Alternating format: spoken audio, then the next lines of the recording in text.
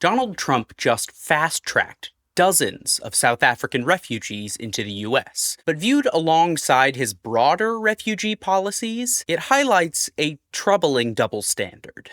On day one of his second term, Trump signed an executive order realigning the US refugee admissions program, which just meant shutting it down.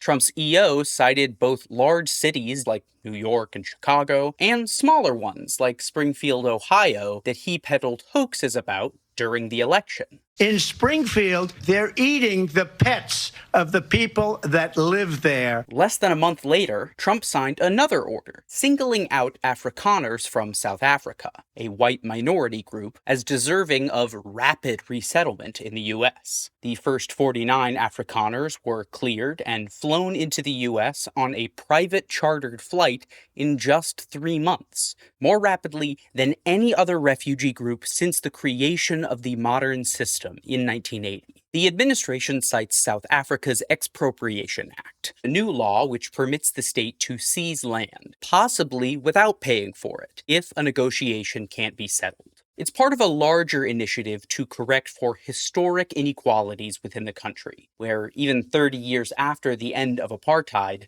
70% of farmland is owned by the minority that was once the only group allowed to own it. Trump points to this as evidence of anti-white persecution. It's a genocide that's taking place. White farmers are being brutally killed and their land is being confiscated. Violent crime remains high in South Africa, and though attacks on farmers are of note, experts say there's no data to support a specific campaign targeting white farmers. The so-called white genocide conspiracy theory has long been popular with white supremacists, being peddled by Alex Jones and Tucker Carlson, as well as tech-right oligarchs like Elon Musk, before making it, once again, to the White House.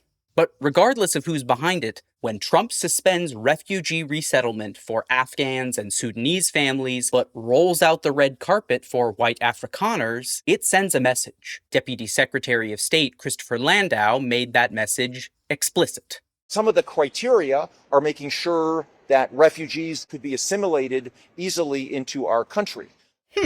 I wonder what the criteria for easy assimilation might be. None of this means the Afrikaners themselves aren't deserving of safety or support. We should welcome them, just as we should welcome refugees from all backgrounds. Hey, just popping in here at the last minute to say, turns out one of those refugees had some pretty rude things to say about Jewish people online, so maybe take that last bit with a grain of salt also.